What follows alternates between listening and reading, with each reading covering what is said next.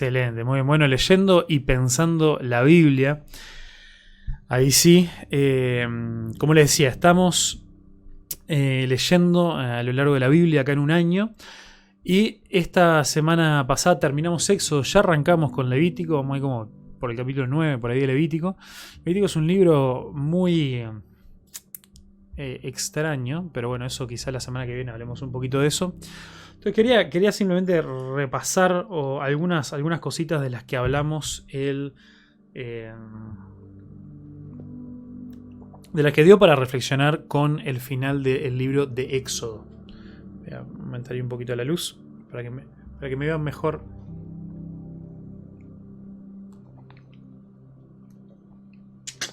Entonces mira, en el capítulo, lo primero es que en el capítulo 31 viene después de dar todo un montón de instrucciones y de cosas sobre el templo. Capítulo 31 de Éxodo, todo un montón de instrucciones de cosas sobre el templo. Y ahí es donde Dios dice, mira, de todas estas instrucciones yo seleccioné a unas personas que son las que van a hacer todas las artesanías, todas estas cosas así fabulosas, las van a hacer ellos. Y ahí el que selecciona es a Bezalel. Y algo interesante de Bezalel es que Bezalel dice que él lo dotó de dones, de talentos para llevar a cabo estas cosas y lo llenó del Espíritu de Dios. Atenti. Y me encantó esta imagen, ¿no? De que Dios venía describiendo, pero con lujo de detalles, cómo tenían que hacer un montón de cosas.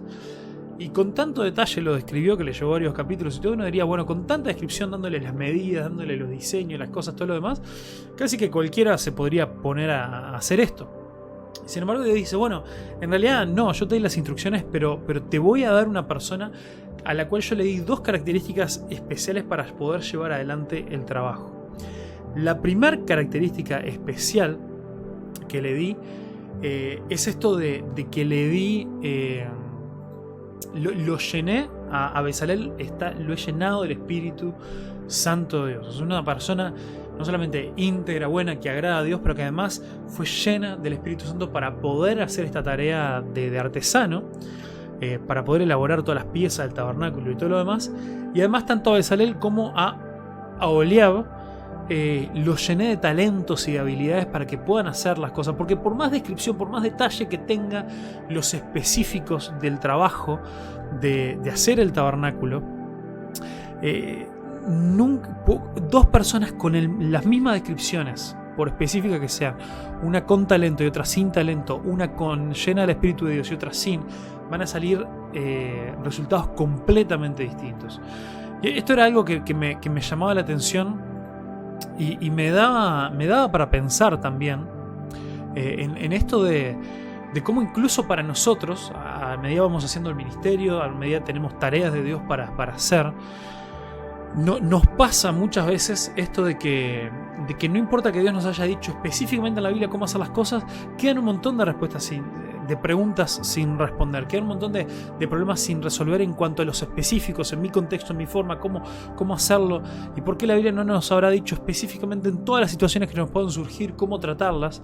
Y en realidad la gracia de eso es que Dios ha dotado a la iglesia de gente con talentos, con dones, con habilidades, y nos ha dado su Espíritu Santo para que podamos llegar a toda verdad, para que podamos avanzar en los específicos de la vida. Entonces, tenemos en la Biblia un montón de instrucciones, un montón de cosas específicas, como también tenía el libro de Éxodo sobre las instrucciones de cómo construir el templo, pero es necesario que la gente que lleve adelante la tarea, es necesario que sean personas con talentos, con habilidades que solamente Dios nos puede dar, y que seamos personas completamente llenas del Espíritu de Dios. Como nos aparece acá. Entonces eso es algo muy, muy bueno, muy interesante ahí del capítulo 31. Después, un detallecito ahí del capítulo 32, que también se los tiro ahí, se los recomiendo. El capítulo 32 es muy conocido, ¿por qué? Porque llega lo del becerro de oro. Tenemos esta imagen de que Moisés vuelve a subir al monte Sinaí a encontrarse con Dios, y bueno, y Dios se toma su tiempo. Dios no está en ningún apuro. Entonces, ¿qué es lo que hace esto? Hace que el pueblo se desespera, pierde la paciencia, y ya llevamos mucho tiempo esperando acá. Incluso dice, vaya a saber qué rayo le pasó a Moisés.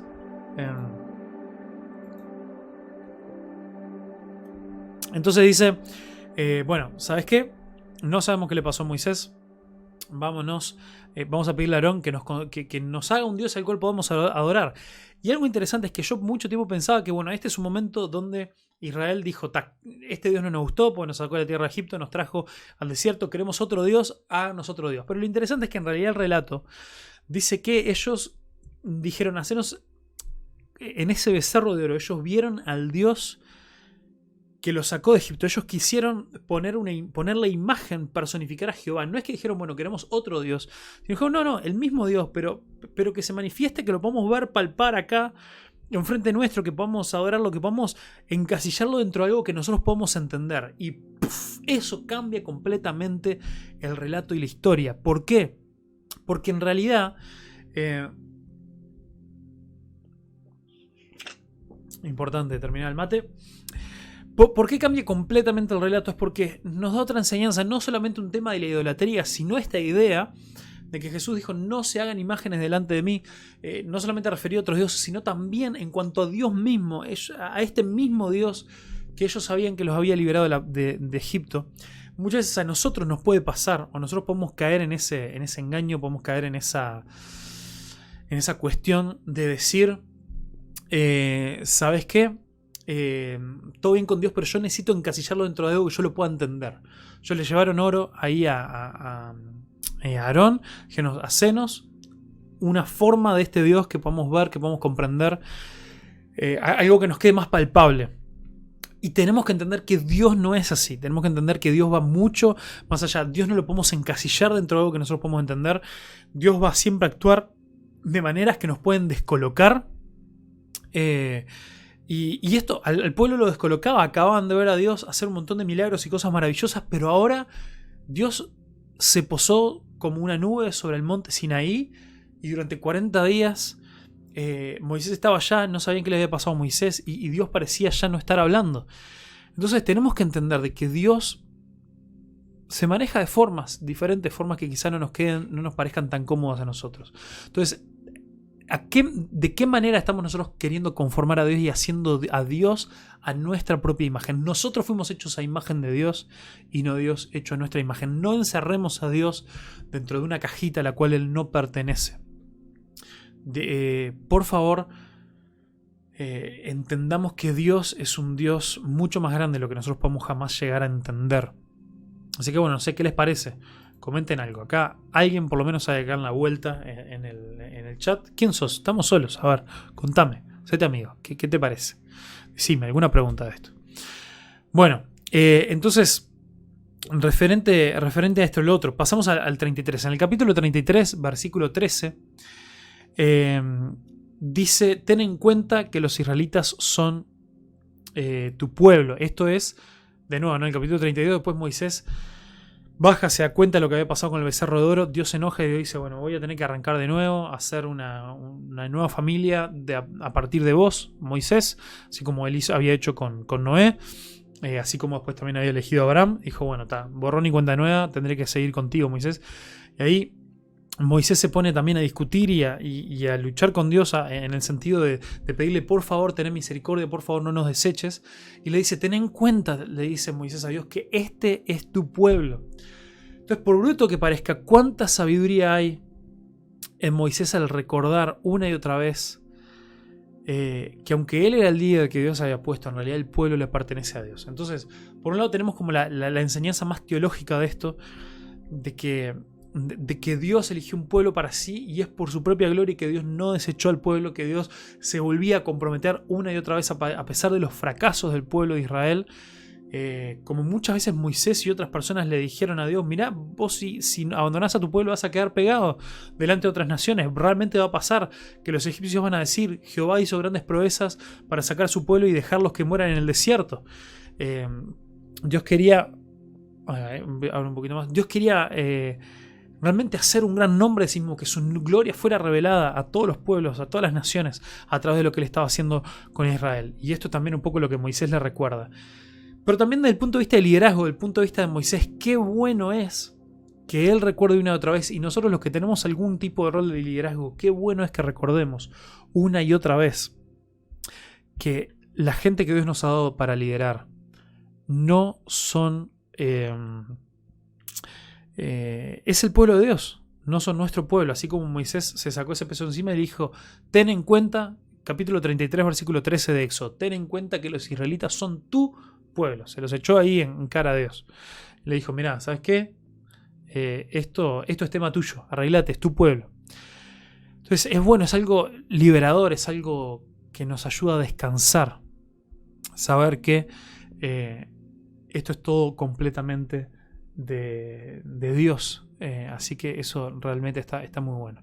Y en el 34, capítulo 34, versículos 6 y 7, cuando pensamos, ahí es cuando vamos a leerlo. A ver, en que lo tengo que encontrar acá, no tenía pensado, pero son unos versículos bien lindos, bien interesantes.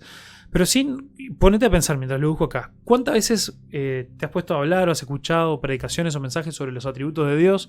¿Y cuáles son los típicos atributos de Dios que nosotros solemos escuchar? Por lo general, escuchamos, ¿no?, esto de bueno, Dios es todopoderoso, omnipotente, omnipresente, todos los omni, ¿no?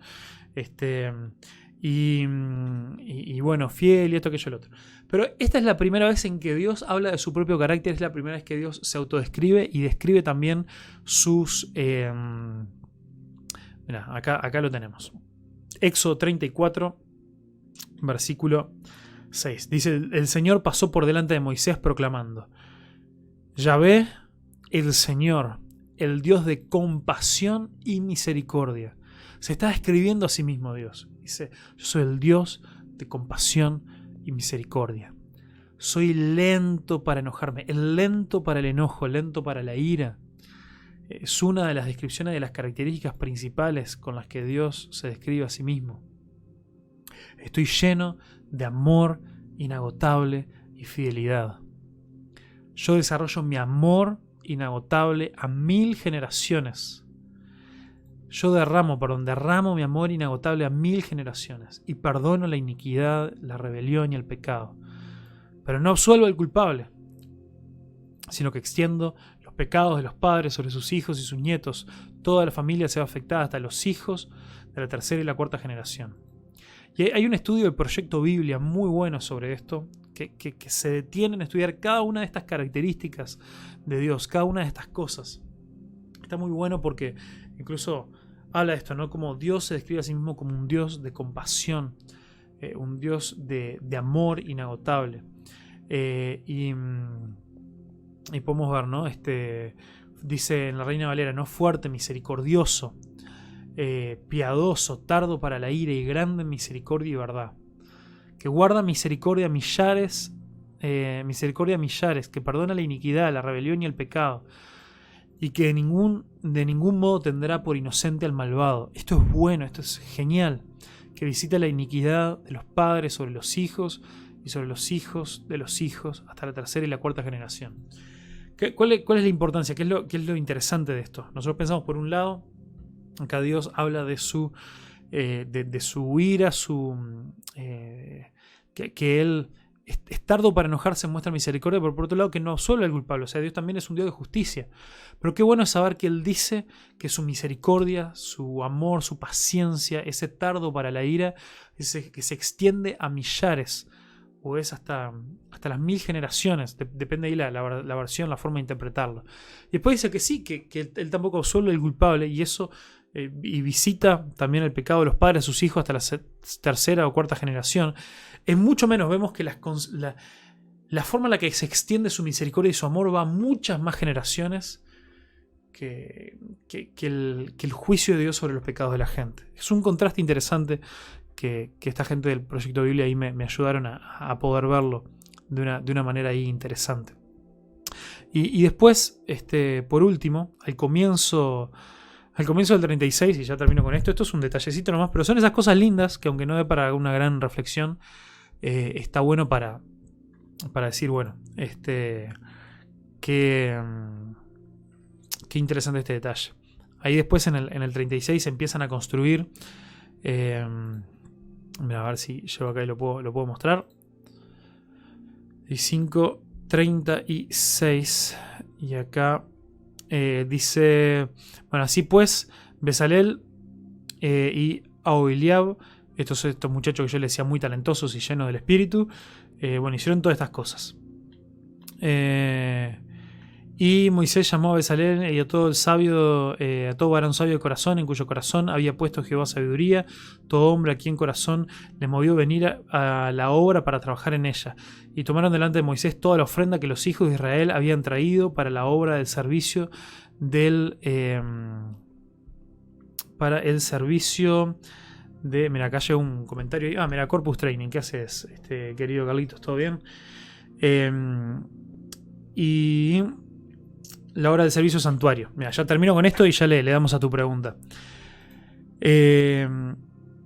Y acá, bueno, viene y le dicen, está buscando acá el versículo 5, y hablaron a Moisés diciendo: el pueblo trae mucho más de lo que se necesita para la obra que Jehová ha mandado que se haga. Entonces Moisés mandó a pregonar por el campamento diciendo: ningún hombre ni mujer haga más para la ofrenda del santuario. Haga más para la ofrenda del santuario. Así se le impidió al pueblo ofrecer más, pues tenían material abundante para hacer toda la obra y sobraba. Bueno, con esto quiero cerrar esta parte nomás, ¿no? Qué fuerte, loco. Qué fuerte esto de que se le dijo a la gente: ofrendaron demasiado. ¿Cuándo fue la última vez? ¿Cuándo en la historia de tu iglesia pasó que se le tenga que decir a gente, ofrendaron demasiado? Su generosidad es tanta que preferimos que ya no den más. Es muy loco eso. Es muy loco, es muy bueno. Súper, súper, súper genial. Así que eso de nuevo, es algo súper lindo que nos tiene que desafiar a que Dios nos dé esa generosidad, que Dios ayude a que nuestras iglesias puedan tener ese tipo de generosidad para el cual podamos terminar diciendo: gente, ofrendaron demasiado, son demasiado generosos, basta, hagamos una pausa. No sé cuándo fue la última vez que pasó eso en algún lugar, pero bueno, vamos arriba. Así que, bueno, esto fue leyendo y pensando la Biblia. Hago el cierre y después seguimos con la pregunta de Carlitos.